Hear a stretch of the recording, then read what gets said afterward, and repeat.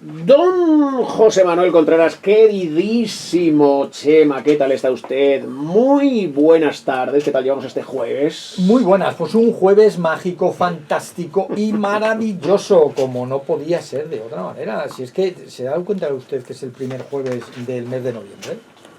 Jueves 6, claro, sí. O sea, no hay que echar muchas cuentas y pronto alguien tendrá alguna fiestecita de cara al lunes en algunos sitios determinados. En la capital el lunes, y para los que trabajan o tienen su centro de trabajo en Madrid capital, pues no, pero claro, como hay mucha gente que trabaja allí, pues al final es un día raro el lunes, ¿no? Exactamente. Es un día normal, pero a la vez no es un día normal en nuestros municipios. Tenemos invitado, Chema. Sí, señorito. Hoy nos acompaña José Manuel Sánchez Cabello. Muy buenas, José Manuel. Hola, José Manuel, ¿qué tal? Muy buenas. Muy buenos días, David, Chema. Un gusto estar aquí en la cadena SER, que es como un poco mi casa, porque es la emisora que yo habitualmente escucho. Porque él es taxista. Anda, eres taxista. Sí. En Madrid. Entre otras cosas. Entonces, taxista. Sí. Y entonces la cadena SER pues es una emisora amiga habitual, y bueno, pues la verdad es que está aquí al lado del micrófono famoso amarillo, pues la verdad que es un gusto. Sí. Muchísimas gracias a ambos. ¿Y qué nos viene a presentar José Manuel, Chema? Pues El peaje que cobra lo prohibido. Es una saga, o termina con esta porque... Nunca se sabe. Me ha dejado, hombre, queda de tal forma, queda cerrado sí. El libro, pero le da margen perfectamente a si quiere continuar con esta, porque es la continuación de El viaje hacia lo prohibido. El viaje hacia lo prohibido, que además estuvo aquí presentándolo hace un tiempecillo. 6 años. 6 años. 6 años. Fíjate cómo parece que no. Con esto de la pandemia es antes de la pandemia, después de la pandemia, ¿no? Vamos a casi acuñarlo antes de Cristo, después de Cristo. Y a mí es que me genera curiosidad. ¿Y por qué tardar tanto en escribir esta continuación? Por pura inseguridad.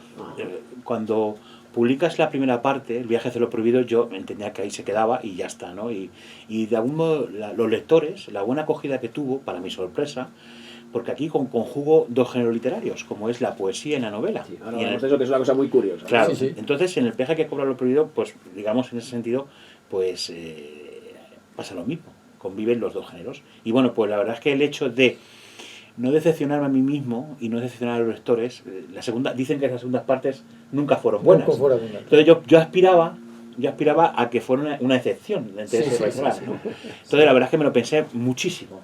Pues yo soy un autor que no tengo prisa en publicar. Yo tengo que estar seguro y lógicamente de ofrecer al lector, digamos, pues sobre todo que disfrute, pero que a un modo, pues oye, bueno, en fin, ya profundizaremos sobre El peaje que cobra lo prohibido, pero sí que creo que de algún modo continúa con el mismo espíritu que la primera parte, pero de algún modo hay más sustancia en esa segunda parte. Sí, porque yo creo aquí noto más intensidad en los personajes. Como que Le voy a pedir a José Manuel que deje el libro y así lo ojeo mientras os escucho. Como si se implicasen más los personajes, me da esa sensación. Y como vamos hacia lo prohibido, porque ¿qué podríamos definir de lo prohibido? Porque ya tenemos esa primera parte del viaje hacia lo prohibido y el peaje que cobra lo prohibido. Bueno, claro, efectivamente, el viaje que hacia lo prohibido de algún modo es un viaje hacia ellos mismos, Andrés y Aroa, que regresan. En esta segunda parte hay otros personajes como son Jaime, Cristina, y de algún modo el viaje hacia lo prohibido de algún modo es el viaje hacia ellos mismos, hacia aquella poesía perdida donde incluso, digamos, viajan al otro lado del mundo. Aquí pasa que de algún modo pagan peajes, pero también hay personajes que salen indemnes de esos peajes, como la vida misma. Esta es una obra, El peaje que cobra lo prohibido, es una obra que trata de hacer una fotografía de lo que es el ser humano y la vida. Los autores, y además en alguna conversación que ha precedido a esta entrevista con Chema, le hemos comentado que los autores siempre tenemos el deber de poner luz en los lugares sombríos de la vida del ser humano. Entonces aquí los personajes, de algún modo, no se juzga a nadie.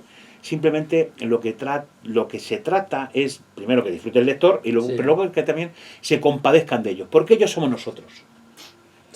Oye, ¿cómo se mezcla en un mismo libro la novela, la prosa y la poesía? ¿Cómo lo haces? Bueno, de algún modo me basé sobre como la primera parte, ¿no? El viaje hacia lo prohibido. Este viaje que cobra lo prohibido, de algún modo plasmé los poemas en función del capítulo, donde mayor o menor medida, digamos, tiene que ver con cada capítulo. Con el riesgo de que, claro, la poesía cada uno se la puede llevar a donde cada lector quiera. Sí. Lo puedes interpretar, sí. ¿Sabes? Es como una versión poética del capítulo que le ha precedido, no exactamente, pero hay algo que les comunica de alguna forma, un ¿no? cordón umbilical, efectivamente. De tal manera que muchas veces, yo cuando he estado firmando algunas veces en alguna feria, hablas de poesía y la gente, no, yo es que la poesía, no. ¿Y aquí qué hacemos? ¿O qué hace el autor? Dice, mira, te voy a dar prosa y te voy a dar poesía.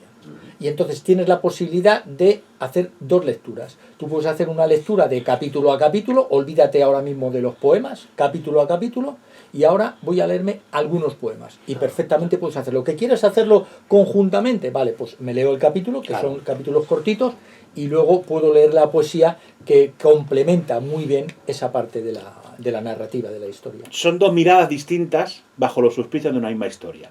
La mirada reflexiva de la poesía, donde ahí está ese análisis, pero no para juzgar, sino para compadecernos de quiénes somos, en sus adentros, con nuestras luces y nuestras sombras, nuestro anverso y reverso. Es así. Y luego la propia novela, la parte novelada, pues es la parte entretenida, donde el lector se puede dejar llevar por la imaginación. También, en cierto modo, sentir a los personajes como suyos. En algunos, me imagino que en algunos se sentirán más identificados que con otros, pero que tampoco porque les tenga que pasar lo mismo que a los personajes, sino que les recuerde a algo. Todos tenemos secretos. Sí, pero porque además yo considero que en la novela marcas perfectamente que las decisiones que tomamos a lo largo de nuestra vida, antes o después nos van a cobrar un peaje. Bien sea un viaje hacia lo prohibido o hacia donde sea, ¿no? Claro. Pero las decisiones que nos llevan a donde nos encontramos nosotros ahora mismo o donde se va encontrando cada uno, antes o después nos va a cobrar un peaje por esas decisiones que hemos tomado, que ni sean ni acertadas ni erróneas, sino son las que hemos tomado en un momento determinado. Al final, nuestro camino es la suma de decisiones. Es así. Entonces, bueno, pues de algún modo he tratado que el lector pues se entretenga sobre dos géneros literarios. Y además, esto nació con el hecho de que convivan dos géneros, es para que la gente también lea más poesía. ¿Cómo? Poniéndoles un caramelito a través de la novela. Donde atraer al lector bajo los auspicios de una, digamos, de una novela entretenida y sugerente, atraerse al género poesía. Sí. ¿Sabe? Entonces, ¿te parece que nos leas uno de los poemas? Porque siempre que tenemos poesía en la radio sí me gusta. Bueno, pues este es uno de ellos. Yo le he dicho, si no le importa leer este, cualquiera me hubiera valido, pero me llamó la atención particularmente, si queréis. Adelante, José Manuel. La oscuridad secuestró aquella noche tórrida, pues apenas un pellizco de aire entraba por la calle de tu ternura. A la vez, vi una sombra enigmática al fondo. Demasiado tarde. Te reconocí por mucho que te apresuraras a correr en cuanto me reconociste. Me quedo por lo que viniste y con ello la señal que dejaste entre este empedrado histórico, por momentos griegos y otros que fueron troyanos, que me seguías queriendo, pero que ahora no era el momento de seguir con nuestro legado, el legado de otras vidas.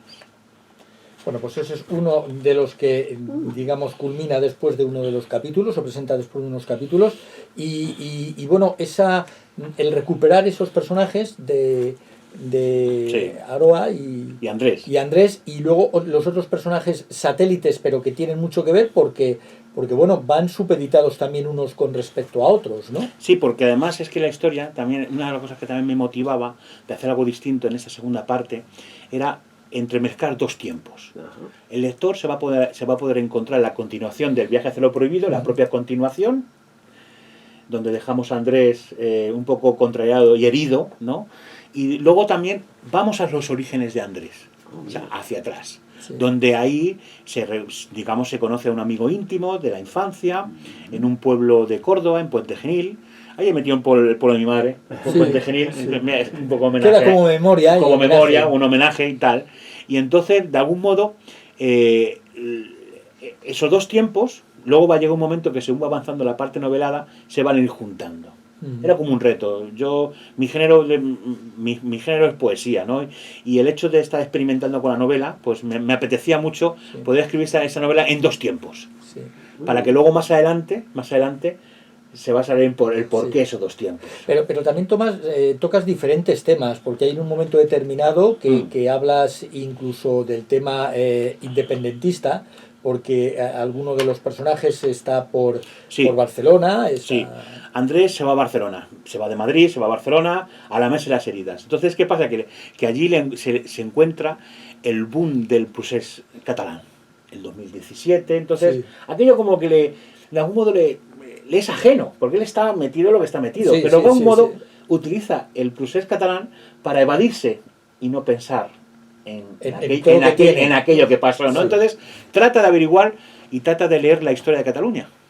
Claro, todo esto, digo, los lazos amarillos, no sé qué, ¿qué pasa aquí, no? El famoso choque de trenes también que hubo entre lo que es el Estado y el gobierno de la Generalitat. Entonces, Andrés ahí lo vive un poco en primera persona. Dice, bueno, pues vamos a averiguar un poco a ver quién tiene razón en esto. Entonces, de algún modo también trato al lector, que no todo es erotismo, obviamente, sino que también mete un poco... Hay un contexto. Hay un contexto, y luego también el tema de las ideologías, hablábamos en las conversaciones, lo que es el no ser, o tratar de evitar de ser, todos tenemos una ideología, obviamente, pero no tratar de ser, digamos, una víctima de esa ideología, sino que también entender la historia de que siempre hay buenos y malos, de algún modo, y tratar de no caer en esa tentación de decir los míos son los buenos porque son los míos, porque yo lo que creo, o sea, evita las trincheras.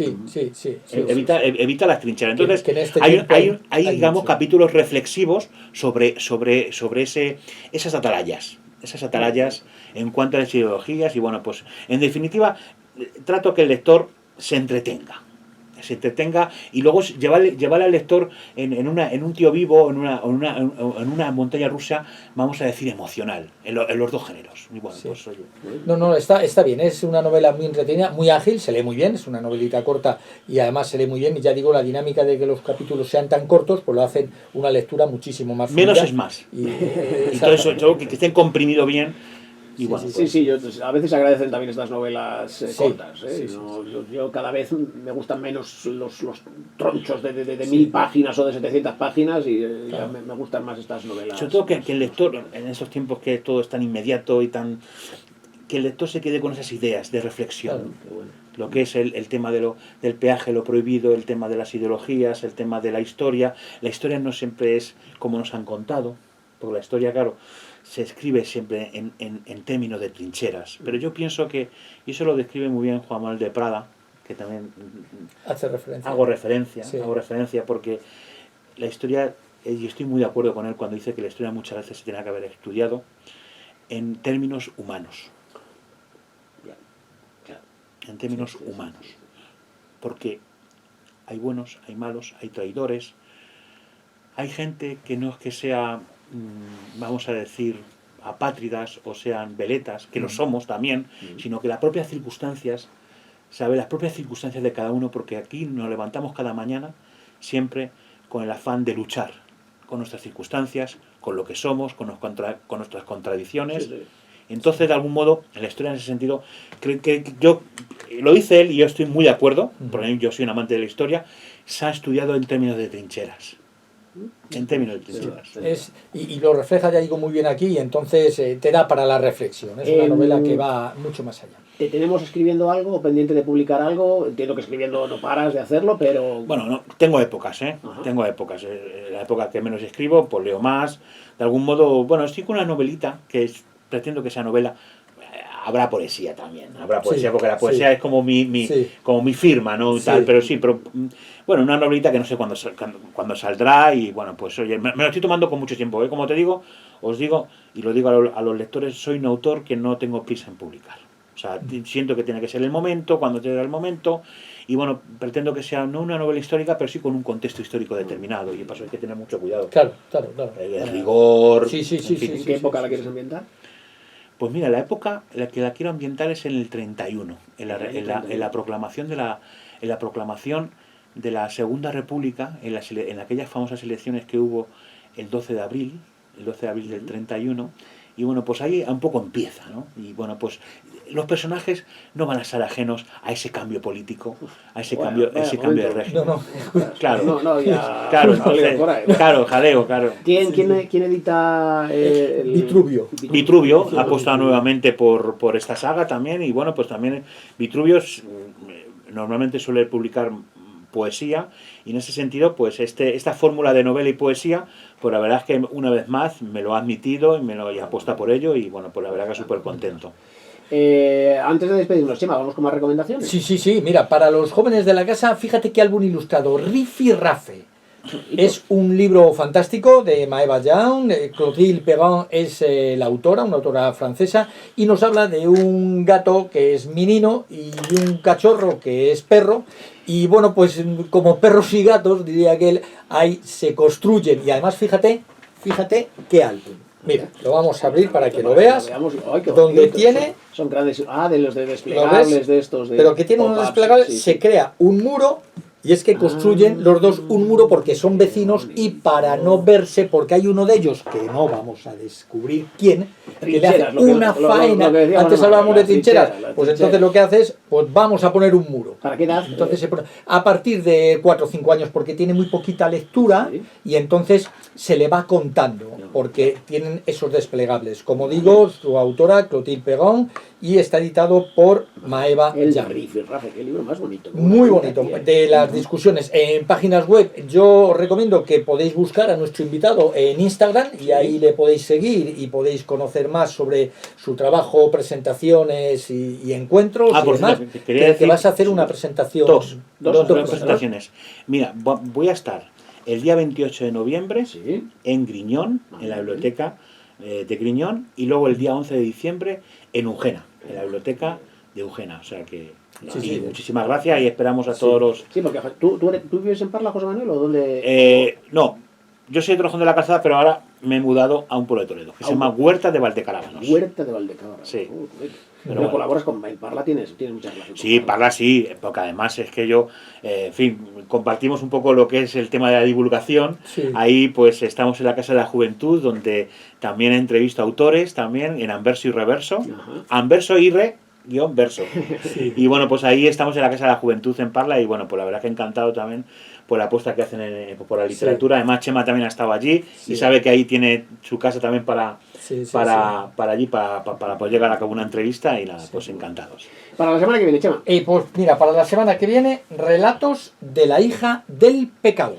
Ostras. Son relato corto, ya lo dice el propio título, y va a estar con nosotros María García Morales, que es la autora de este libro de relatos fantástico, que ella empezó a escribir hace ya un tiempo, y bueno, pues es lo que vamos a tener la semana que viene. Muy bien, a los dos José Manueles. Sí, sois José Manueles ambos, gracias por haber estado con nosotros, y Chema, la semana que viene nos vemos. La semana que viene. Gracias, José Manuel. Muchísimas gracias. Hasta luego.